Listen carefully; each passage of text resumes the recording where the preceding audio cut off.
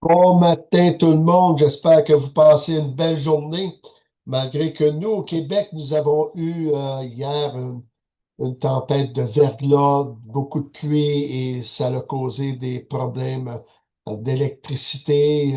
Même ici, dans notre ville de Victoriaville, vers le sud de la ville, il y a un gros quartier qui a perdu l'électricité, mais tout va rentrer sur contrôle rapidement. Ah, mais on va aller en prière. Seigneur, puisses-tu nous bénir par cette nouvelle étude de ce matin et qu'on puisse réaliser ta grandeur au nom de Jésus. Amen. Le sujet pour ce mois-ci, ce que je devais faire la semaine passée, mais j'étais malade la semaine passée et c'est pour ça que je suis en retard d'une semaine. Donc, cette étude va se déporter sur le mois de avril, mais nous allons y aller quand même. C'est à propos du caractère de Jésus. Ah, alors, le titre, c'est le caractère de Jésus que nous nous devons les uns les autres. Et à quel point qu'on se doit ça, hein? À quel point? Ben, le- c'est pas tellement à quel point qu'on se le doit, mais comment on doit se l'offrir. Parce que ce caractère de la personne de Jésus permettra à chacun d'entre nous de développer de nouvelles relations avec les frères et les sœurs, de regarder tout et chacun au travers des yeux de Jésus, comment lui nous voit. L'être humain a tendance à regarder avec intérêt, à développer un rapport social avec des gens qui ont le même intérêt. C'est pour ça que vous voyez des clubs de motards. Ici, on ne parle pas des clubs de motards, des bandits, là. On parle des clubs de motards. Ici, dans notre ville, sans que ce soit un club fondé qui se rencontrent, mais on rencontre souvent des gens du troisième âge avec des quadriporteurs. Et ils sont une douzaine ensemble qui se promènent. Ils ont déjà sorti leur quadriporteur. Ils prennent plaisir d'être ensemble. Ils ont le même intérêt. Ils voyagent ensemble, vont prendre un petit café au restaurant. Ce sont des personnes retraitées. Et ils prennent un plaisir avec des gens qui ont de l'intérêt. Il n'y a aucun mal de se tenir avec des gens qui ont des intérêts comme le nôtre. La plus grande preuve, c'est que l'Église, notre intérêt, c'est Dieu. C'est de grandir avec Dieu et c'est pour ça qu'on va à l'église. Si on n'avait pas d'intérêt, on n'irait pas à l'église non plus. Alors, nous allons pas seulement qu'à l'église parce qu'on aime le Seigneur, on- pas seulement parce que nous sommes sauvés, nous allons à l'église parce que nous recevons une fraternité.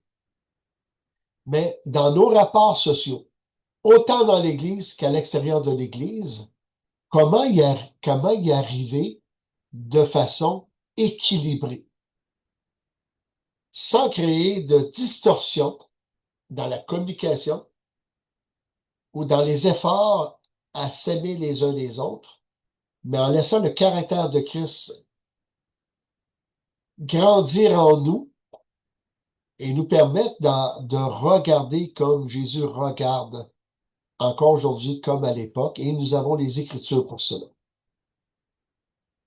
Nous allons voir plusieurs sujets à ce moment-là. Moi étant un cartésien, j'ai besoin qu'on me dise plus que c'est comme ça que ça fonctionne. Pourquoi que la lumière s'allume quand on rouvre l'interrupteur? Ben, j'ai eu besoin une journée de voir comment était construit un interrupteur pour comprendre pourquoi ça prend un interrupteur. Pour d'autres personnes, c'est pas important. Les autres, ils prennent l'interrupteur. Mais j'ai besoin de savoir les choses. C'est quand on me dit à moi, dans mon caractère, ça marche comme ça, ben, ça ne dit rien. D'autres personnes, ça marche comme ça, OK. J'ai autant de respect pour les gens qui disent OK, puis ils n'ont pas d'intérêt à savoir comment que les choses fonctionnent. Dieu les a créés ainsi. Mais en même temps, s- quand les gens trouvent que moi, je deviens compliqué dans des choses, mais comprenez-moi que à la même façon que les gens qui sont dans la simplicité des choses, ben, ils reçoivent le même amour que Christ et que des gens qui sont comme moi, à l'exemple de Thomas, de Jean, de l'apôtre Paul, ce sont qui étaient des caractères cartésiens, ben, qu'on a besoin d'avoir un petit peu plus d'informations. Et c'est pas parce qu'on manque de foi, parce que Dieu nous a créés comme ça. Et c'est ce que nous allons voir. Nous allons voir particulièrement dans cette étude 9 sujets, dont le premier cette semaine, s'aimer les uns les autres. Deuxième semaine, sur 4 semaines, les 9 sujets. Se supporter, se pardonner et être en paix. Troisième leçon, ne pas se juger, se critiquer et éviter les querelles. Quatrième, encourager, se fortifier, s'édifier, servir les uns les autres, être humble. Le sixième point, porter les fardeaux les uns les autres. C'était des points, c'était pas des semaines, je m'en excuse. Porter les fardeaux les uns les autres. Septième point, être hospitalier. Huitième point, ne pas répondre au mal par le mal. Et neuvième point, la pureté, l'honnêteté et la transparence dans nos relations. Et c'est ça que nous allons voir. Et tout ça, Jésus a actionné ça dans sa vie physique lorsqu'il était sur terre. Et c'est lui qui est le modèle. L'apôtre Paul dira, soyez mes imitateurs comme moi-même je le suis de Christ. Donc, il est conscient qu'il est un exemple de vie à suivre, mais il ne s'enfle pas d'orgueil pour dire, si vous me suivez, vous êtes assuré de votre réussite de marche chrétienne. Pas du tout. Il dit, comme moi-même, je le suis de Christ. Il nous est encouragé d'imiter Dieu aussi, et d'imiter le Seigneur. Et le mot imiter en grec, c'est mimentes. Donc, mimer. Et lorsqu'on mime, on mime ce que nous devons faire sans nécessairement le comprendre. Et une fois qu'on le comprend, ben, le mime devient aisé, facile. J'ai un de mes amis qui est un artiste de théâtre qui a étudié le mime. Et moi, j'ai vu travailler et expliquer l'Évangile par le mime. Il incarnait le message de l'Évangile, mais au travers d'un mime, il n'y avait pas besoin de parler, les gens comprenaient. Donc, donc, il a pris des situations bibliques pour les imiter. Les gens comprenaient. Et cela nous fait comprendre, pardon, je semble avoir beaucoup de tics ce matin, c'est parce que mes écouteurs ne tiennent pas en place. Et si ça vous dérange, je m'en excuse. Et je ne veux pas arrêter cela pour commencer, parce que ça va être de même toute la journée. Il faut changer mes écouteurs. Alors, commençons. S'aimer les uns les autres. Il y a deux mots spécifiquement dans la parole par rapport au mot amour. Le premier, c'est celle de l'amitié, le philéo. Et philéo vient du mot Philadelphia. Et si vous êtes d'un autre pays, peut-être que vous n'avez pas ce fromage Philadelphia fait par la compagnie Kraft que nous avons, nous, pour faire nos gâteaux au fromage, entre autres. Mais ça veut dire l'amour fraternel, l'amour amitié. Et nous avons le mot agapé ou agapé. Les deux se disent, il n'y a aucun problème. Mais ce qu'il dit, c'est cet amour qui est surnaturel. Le philéo est un amour que nous avons en nous, parce qu'on développe des sentiments de l'amitié aux gens qui nous entourent. Mais l'amour agapé est supérieur. C'est celle qui vient par l'Esprit de Dieu dans nos vies, dans nos cœurs. C'est cet amour qui donne inconditionnellement, sans espérance de retour, même au détriment de sa personne. Jésus, elle n'est pas mort à la croix par le philéo, par l'amitié, malgré qu'il y avait de l'amitié, parce qu'il va dire aux gens, je vous appelle mes amis maintenant. C'est vraiment la pensée de philéo. Mais il a été plus loin que le philéo, il a été dans l'agapé. Il a aimé à tel point qu'il a donné sa vie pour nous sauver. Donc, au détriment de sa personne physique. Dans Jean chapitre 13, verset 14. Et maintenant, on a eu toute une belle discussion hier. Est-ce que c'est quel que le chrétien devrait développer? C'est les deux. Un ne va pas sans l'autre. Ok? Si quelqu'un n'a pas un amour philéo, mais il sera incapable de développer l'amour amitié, l'amour parfait, agapé. Ça va être impossible. Et là, on va lire des textes, puis on va voir plus loin à quel point que les deux sont interreliés. Puis au bout de la ligne, il y a une pensée théologique évangélique qui dit, l'important, c'est de reconnaître les deux pour les actionner les deux. Mais moi, j'ai décortiqué les deux par rapport à l'autre pour comprendre qu'un ne va pas sans l'autre, mais qu'il y en a un qui peut pas être là si un n'est pas là. Tu sais. Et tu dis la même chose.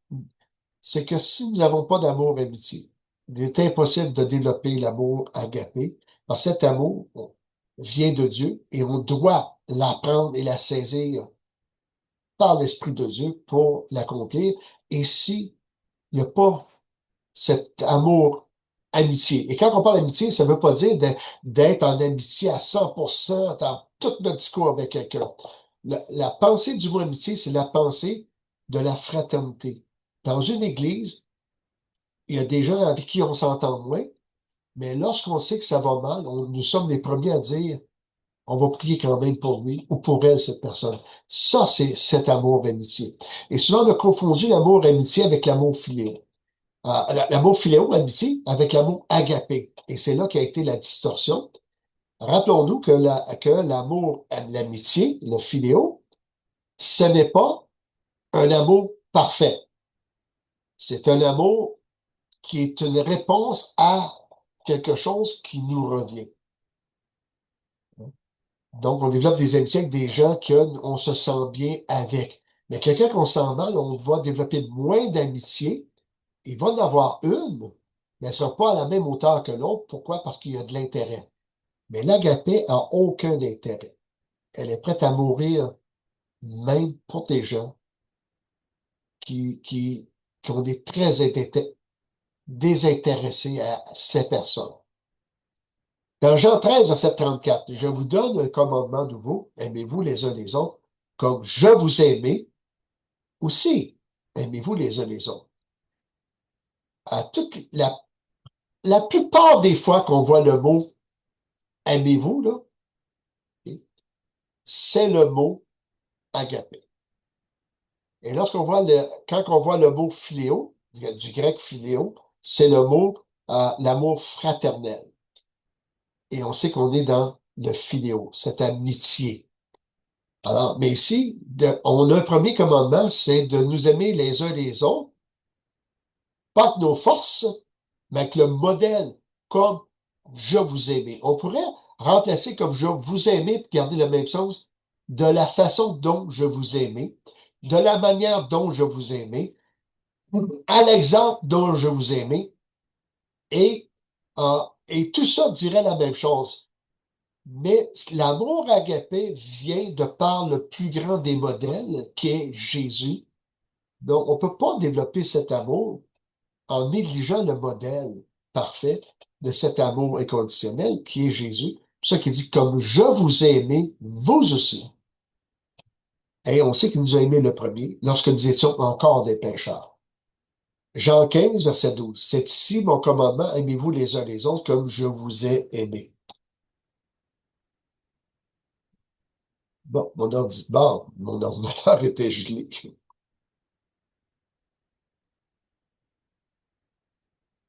Bon. Alors, la définition, nous allons lire la définition dans la Bible du Sommeur d'un Corinthiens 13, verset 4 et suivant. L'amour est patient. Le mot patient, là, ce que ça veut dire, c'est pas que quelqu'un qui est calme. C'est pas l'amour est calme. L'amour est patient. Parce que le mot patience veut simplement dire qu'il supporte ce qui est insupportable. L'amour est patient, il est plein de bonté. L'amour, il n'est pas envieux. Il ne cherche pas à se faire valoir. Il ne s'enfle pas d'orgueil. Il ne fait rien d'inconvénient. Il ne cherche pas son propre intérêt. Il ne s'aigrit pas contre les autres. Il ne trame pas le mal. L'injustice l'attriste. La vérité le réjouit. En toute occasion, pardon, il pardonne, il fait confiance, il espère, il persévère, l'amour n'aura pas de fin. Les prophéties cesseront, les langues inconnues prendront fin, et la connaissance partielle cessera, particulière, pardon, cessera, mais l'amour ne mourra jamais. Ce qui est très intéressant ici. Dans Romains chapitre 12, verset 9 et 10. Or, que la charité soit sans hypocrisie. Romains chapitre 12, verset 9 et 10. Que la charité soit sans hypocrisie. Le mot charité ici qui est agapé. Ayez le mal en horreur, attachez-vous fortement au bien par amour fraternel. Là, on est dans le philéo. Soyez pleins d'affection les uns pour les autres, par honneur, usez de prévenance réciproque. Donc, on voit les deux mots amour juxtaposés.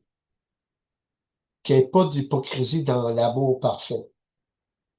Qu'il n'y ait pas de mal. Puis, il faut avoir le mal en horreur pour avoir cet amour parfait. Et comment avoir en horreur? Mais attache-toi fortement au bien. Et s'attacher au bien, c'est pas au bien par rapport aux gens qui pensent comme moi, mais ce qui est vérité biblique qui nous emmène au bien de Dieu qui veut dans notre vie, c'est ce bien-là qu'on doit chercher. Par amour fraternel, soyez pleins d'affection. Donc, dans la fraternité, on doit développer notre affection mutuelle les uns pour les autres. Dans Romains chapitre 13, verset 8, ne devez rien à personne si ce n'est de vous aimer les uns les autres, car celui qui aime les autres a accompli la loi. On est dans cet amour ici, agapé. Ne devez rien à personne, ce n'est de vous aimer. Et de quel amour est-il ici? Et non seulement la philéo, parce qu'on voit que dans Romains, on parle d'un amour fraternel, d'en avoir plein d'affection, hein? Et rechercher d'en avoir plus dans cet amour fraternel, mais en plus de cet amour fraternel, de développer cet amour inconditionnel, qui agapé ou agapé. Dans Galates chapitre 5, versets 13 et 14. Frères, vous avez été appelés à la liberté, seulement ne faites pas de cette liberté un prétexte de vivre selon la chair, mais rendez-vous par la charité, agapé, serviteurs des uns des autres, car toute la loi est accomplie dans une seule parole. Dans celle-ci, tu aimeras ton prochain comme toi-même. Hein? C'est ici la loi des prophètes, diront dans Matthieu chapitre 22. Dans Éphésiens chapitre 5, versets 1 et 2, devenez donc les imitateurs de Dieu comme des enfants bien-aimés et marchez dans la charité, dans l'agapé, à l'exemple de Jésus, qui nous a aimés, agapé, et qui s'est livré lui-même à Dieu pour nous comme une offrande et un sacrifice de bonne odeur.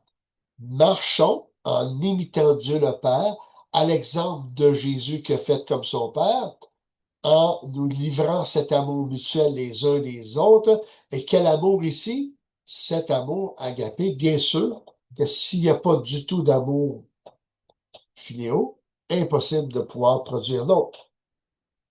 Et si on essaie de le produire, ça va être un amour qui peut être inconditionnel, mais un amour qui va être froid. Il n'y aura pas de chaleur. Et, et l'amour, répète, doit aussi emmener cette sensation de chaleur qui nous rend confortable dans la présence. Et on avance avec ça. Colossiens chapitre 3, verset 14. Mais par-dessus toutes ces choses, revêtez-vous de la charité qui est le lien de la perfection. Dans 1 Thessaloniciens chapitre 4, verset 9. Pour ce qui est de l'amour fraternel, Philadelphia, vous n'avez pas besoin qu'on vous en écrive, car vous avez en vous-même appris de Dieu à vous aimer, agaper les uns les autres. Pour ce qui est de l'amour fraternel, on n'a pas besoin qu'on soit plus enseigné que ça, parce que c'est l'amour qui nous est donné naturellement à notre création. Mais cet amour doit grandir et se transformer en agapé, et c'est pour ça qu'il dit, car vous avez vous-même appris de Dieu à vous aimer, agaper les uns les autres. Pas seulement de rester dans cette filialité, de, de cet amour fraternel, mais de grandir encore plus. Hébreux 13, verset 1, persévérer dans l'amour fraternel. L'amour fraternel doit être persévérante. J'ai mon appareil ici qui vient de me dire qu'il ne marchait plus. J'espère que l'autre continue. Hébreux chapitre 13, verset 1, persévérer dans l'amour fraternel. On doit persévérer. 1er Pierre chapitre 1, 22. Ayant purifié vos âmes en obéissant à la vérité pour avoir un amour fraternel sincère. Hein, 1 Pierre 1, 22. Ayant purifié vos âmes en obéissant à la vérité pour avoir un amour fraternel sincère, aimez-vous, agapez ardemment les uns les autres de tout votre cœur. Donc, quand on accepte le Seigneur, puis nos âmes sont purifiées par la présence du Saint-Esprit, par la vérité, ben, ça fait grandir cet amour fraternel. Parce que cet amour fraternel, nous avons, nous, a besoin de grandir. Mais comment la faire grandir davantage? Mais on doit aussi laisser grandir l'agapé au milieu de nous ça va interférer sur augmenter l'autre aussi. Premier Pierre, chapitre 4, 8. Avant tout, ayez les uns pour les autres une ardente charité, car la charité couvre une multitude de péchés. Dans 1 Jean 3, versets 11 à 23. Car ce qui vous a été annoncé, ce que vous avez entendu dès le commencement, c'est que nous devons nous aimer, agapés, les uns les autres, et ne pas ressembler à Caïn, qui était du malin et qui tua son frère. Et pourquoi le tua-t-il? Parce que ses œuvres étaient mauvaises et que celles de son frère étaient justes. Ici, tout le caractère de ce texte, pour comprendre agapé, c'est qu'il faut comprendre que l'amour agapé ne se donne pas en raison que les gens sont détestables. Parfois, on a entendu des messages qui disaient cet amour se donne aux gens qui sont détestables, mais il se donne à tout le monde. On n'a pas écouté le reste du message de ces pasteurs, on est resté accroché à ça. Mais l'amour agapé se donne autant aux gens détestables qu'aux gens qui sont en grande amitié avec nous. Jésus a donné autant aux gens qui l'ont rejeté qu'à ses propres disciples, cet amour agapé. Mais Caïn, lui, était du malin. Et Caïn a haï son frère à cause que Dieu a jeté un regard favorable sur le sacrifice des agneaux que Abel a fait, plutôt que sa présentation de l'offrande de blé que Caïn a fait. Et Dieu lui a dit, le péché se couche à la porte de ton cœur, toi domine sur lui. Il n'a pas dominé, non seulement qu'il n'a pas dominé, il a tué son frère. Donc ici, ne vous étonnez pas, frères, si le monde vous hait. Nous savons que nous sommes passés de la mort à la vie parce que nous aimons agaper les frères inconditionnellement. Ici, on a un rapport de Caïn et Abel ici. On aime les frères, même les frères qui nous sont moins sympathiques, nous allons les aimer conditionnellement. Celui qui aime agaper, celui qui n'aime pas à la façon agapée, ben, il demeure dans la mort. Quiconque est son frère est un meurtrier, et vous savez qu'aucun meurtrier dans la vie éternelle demeurant en lui. Nous avons connu l'amour agapé lorsqu'il a donné sa vie pour nous. Nous aussi nous devons donner notre vie pour les frères. Et donc, la condition de l'amour agapé, c'est vraiment de s'abaisser pour que l'autre puisse grandir, arriver à ce que Dieu attend de lui et de l'aider au travers de cela. Et ça, c'est mourir à soi-même pour élever l'autre. Si quelqu'un possède des biens du monde et que, voyant son frère dans le besoin, il lui ferme ses entrailles, comment l'amour, ici, agapé de Dieu demeure-t-il en lui?